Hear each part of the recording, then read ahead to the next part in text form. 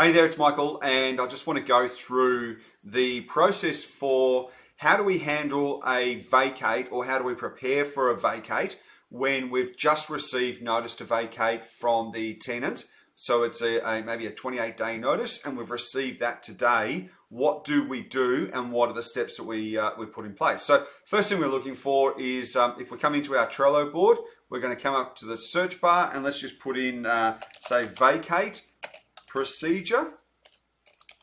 And because I've got multiple boards, it's actually going to bring up a few. So what I'm looking here is it's 12.32. Now, this is the operational board. This is the one that we're in here, so the white label operational board. What we can do is I can click straight onto there, but I won't because it's going to open us up in the same board. Let's come through to 12, search across here. Or the other one you can actually search for is end of tenancy. So there's a few search criteria that are there, so it'll come up. So 12.32. All right, so we're looking in the 12s, which is our internal company procedures and workflows. We're coming down to 3.2. As I said, in your board, there'll only be the one, so you'll be able to click straight into that one. So I'm going to click this here. And we've just recently updated this version, so the 28th of October, and I'm recording this today on the 29th of October, which is the Saturday. So what I want to do is we've got a document here, which is, you can actually print this out, you can read it, you can go through the document. Otherwise, I'll just go through and explain the information in a moment. So I've just already got the document here. I'll bring this over, and it was updated yesterday, which is October. So it's version 2, and what I'm wanting you to look at is this. So you know you're always working on the latest version. So you can see here, we've got the latest version, so it is V2, so version 2, October 2022, and that's when it was last updated. So that's the most recent. It was last updated by JV, one of our VA team, and I've also checked this off on the 28th. So we prepared this yesterday, and we're now going through the vacate process. So this really is applicable to all PM, leasing, business development, new business, VAs, contractors, accounts, reception. Everyone needs to be across this particular process. So really, that if you've got a temp staff or a VA or a brand new staff member that's just coming on board, get them to watch the video, and they'll be able to have an understanding of, once they receive a notice to vacate, what do we need to do? All right, so let's just kick straight into this one. I'll come back and I'll do another video on using the form, which is exactly the same, but we'll go through this instead into the checklist. Now, this is a procedure, so it's not something which you're going to go and tick off along the way.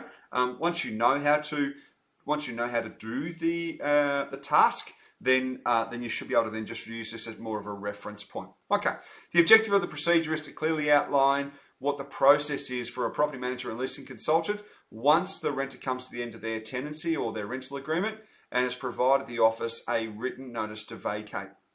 So that's really the trigger. The renter's provided, or the tenant's provided, a notice to vacate, and now what do we do with that? So we don't just automatically say, sure, that's all fine. There's a couple of steps that need to be in place. It's important to ensure that we have adequate written instructions from the rental provider to take the opportunity to upgrade or update the condition of the presentation of the property if required, prior to initiating the lease. So what we want to make sure is that, do we have written authorization to be able to continue with reletting? Do we have authorization to be able to have a look at, are we going to do some capital works? Are we looking at some maintenance? So we want to make sure we've got really good instructions from the owner. So this is important to make sure the owner's involved in this process. An effective notice to vacate must be in writing. So on the day that you receive the 28-day notice, the following steps and actions need to be in place. Okay, so once you've received the written notice, step 1, it's important the notice to vacate document is date stamped through reception, or the property manager noting that the date it was received into the office. This is really, really important. So what you might find is if you've got an electronic form where a client can actually send you through electronically, it'll have an audit trail. But if you've got a tick and flick form or a document that the renter has to complete and send that back to you, they may fill it in on the 1st, but you might not receive it till the 7th. So if they've got 28 days from their date, it technically is from the date in which you receive that. So you want to make sure that you're able to date stamp that. Really important.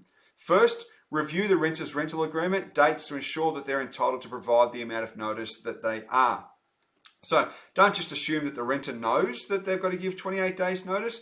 Each state will be different, and it also depends entirely on what the status of their lease is. So if their lease is a fixed term, irrespective of whether they're giving 28 days notice or not, what that effectively does, it means it's more of a break lease rather than an end of tenancy and starting for a new letting.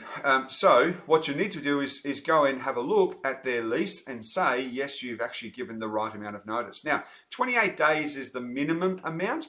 Doesn't necessarily mean that they have to stay in the property for the full 28 days. They can leave whenever they like, but that's the day in which they're obligated to maintain the conditions of the rental agreement. So check to make sure that the rent is paid as well. If it's not paid up to being current, then we want to address that. Then you need to refer to the management authority in order to confirm that we've got written instructions to re-advertise and re-let the property. Now this will be noted in the management authority as one of the options and one of the tasks that the agency provides for the owner.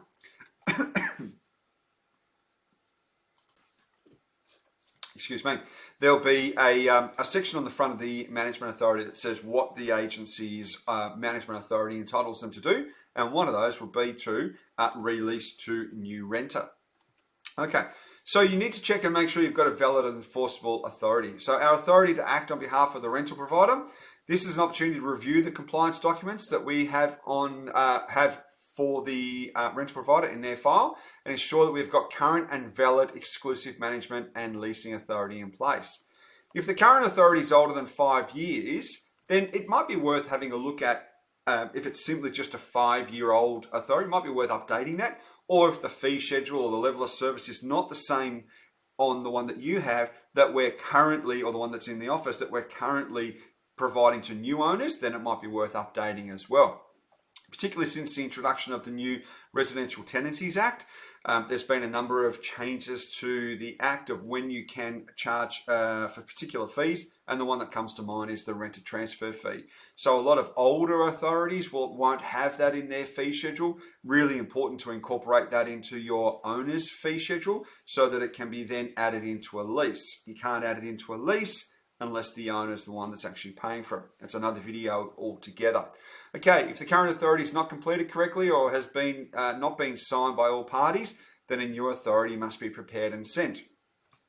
After referring back to the proof of ownership, if you discover that the authority has been addressed to the wrong person, then a new authority needs to be sent. So it needs to be made out to the registered owners. If the fees in the authority are not the most current, then you want to actually update that fee schedule and or level of service. If a new authority is sent to for the registered owner or the rental provider, then keep the initial authority. Never throw away an authority, even if it's incorrect or outdated or hasn't been completed correctly. And the reason for that is you want to keep as many of those authorities on file. What you can do is you can then start to track what your first management authority was. So it gives you an opportunity to measure the tenure of how long you've been managing that particular property. Okay, so the conversation with the rental provider sort of goes a little bit like this. It's important that this communication must be done by phone. A lot of agents will feel a little bit more comfortable just sending through an email. Just want to let you know your renter has given notice. My suggestion is it's really good communication and great service to be able to pick up the phone and speak to the owner. And at the same time, there's a whole series of things to run through with them. Okay, it's not acceptable to email the owners to inform them that the renter has given notice. The conversation must be with the renter, must occur on the same day. So if a renter's given notice today on a Monday, then what we want to do, we want to actually go through these processes and call the owner on the Monday. It would be really poor service to do it a couple of days later. If you determine that the authority is valid and enforceable, then contact the registered owner. So the first thing we're going to do is we're going to check that the renter has the correct time frame to be able to give those 28 days notice. So their lease status allows them to do that. We also want to check and make sure their rent is paid on time, and we're also now checking the compliance documents. So now we're at the stage where we are able to then pick up the phone and speak to the owner. So inform them that you've just received a notice to vacate and that the renter intends to vacate the premises, and that the tenant actually complied with their lease and it's the correct amount of notice. If the rent is in arrears, inform the owner that the renter is in arrears and that as part of the vacate strategy, we aim to get the money back to bring it up to date prior to them returning the keys. Inquire as to the owner's intentions and options. Now that the property becomes vacant, including them approving them for us to re-advertise. So what you want to do is to make sure that they're allowing us to re-advertise the property and re-let the property to a new renter. That's really, really important.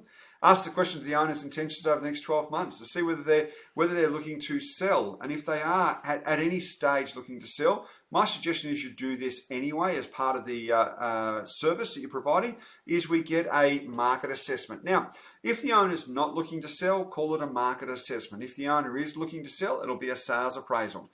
When we're communicating through to the sales department, it would be what you're saying is that we've got a tenant that's vacating the property. Let's do a market assessment. So that market assessment would not be talking about fees, would not be talking about advertising campaign. We're not actually taking the property in a market. We're just looking to see what the property's value is so that the rental provider can make an informed decision. Okay, so at every time we get a notice to vacate, if we had 10 notice to vacates for the month, you would expect that there'd be 10 market assessments and or sales appraisals that would be requested by the sales team. Now, the reason why we want to do that is simply so that we can develop a relationship with the sales team and so that the owner knows that that's a service that the agency offers. Often when you get a sales appraisal or sales request from another office, you pick up the phone to the owner and the owner will say, well, I didn't even know you did sales. So this is our way of actually really trying to ensure that we consolidate the services with the owner. So we're going to refer back to the original condition report and routine to see if there's any maintenance or capital works that was planned. So there might be painting, carpets, new kitchens, bathrooms, upgrading gardens, whatever it may be, roof works. All of these things that have been discussed over the period of the tenancy, then you're talking to the owner about that. Invite the rental provider to meet you at the property so that they can see the current condition. So this would be with regards to a pre-vacate inspection. So my suggestion is to do this, and we'll talk about this in a second. Suggestion would be to do the pre-vacate inspection between 48 and 72 hours after you've received the notice to vacate. Invite the rental provider to, actually we've got that as a duplicate. I'm just going to get rid of that. Okay, when discussing the reletting process, it's vital that you inform the owner that the property will be advertised on the internet and that if applicable, a board will be ordered, and also, if applicable, that the call flutes will be placed within the property. So seek their approval to be able to actually spend that money. So yes, you've probably already got written authority, but if you're going through the process of upgrading your fees, you might want to let them know that this is what the fee for the internet is, what the fee for the board is, and if you're charging for call flicks. Check the PM Trust software to see if there's any notes with regards to owners corporation restrictions for lease boards. That would be for apartments and townhouses, of course. If you do get that information, if you do know that there is a restriction or it's okay, then update your labels in Property Me or your tags in Property Tree. It's also a time when you speak to the rental provider about the strategy for OPA inspections. You'd want to be talking to them about public and private inspections. Also, inside of here, you'll need to arrange for an updated disclosure form to be sent to the owner, stating that once you have received the completed and signed disclosure, you're then able to provide the property, load the property online. So if we've already talked to them about when we're planning to do opens, then it's really important if we say to them, okay, we can do opens the last 21 days. We plan to do a Saturday and maybe a midweek, but we can't get it online until we get the disclosure statement back. Now, if you just go off and put the disclosure up online, put the property online, then ask for the disclosure, the likelihood of you getting that back is probably not as high. It is vital that you record your notes in property management software, especially if the owner wants to, when you're going to be undertaking a new advertising campaign. So save all your emails and all your communication. Okay, so what I'll do now, we've now gone through to the owner. We've now spoken to the owner, and I'll talk in the next video around what we do with the tenant side of things. But we would be inviting the owner, so we've got full authority to Yes, we're either releasing, we're organising a marketing campaign, a marketing assessment. We're potentially going to organise and coordinate trades to come to the property so that we can get capital works quotes started in the pre-vacate inspection. We're organising a pre-vacate inspection. We're making sure that the rent is up to date, and we're going through the process of updating all of our compliance. So that's a fair amount of work that needs to be done. And the trigger is we receive the notice to vacate. All right, let's talk about the renter process in the next video.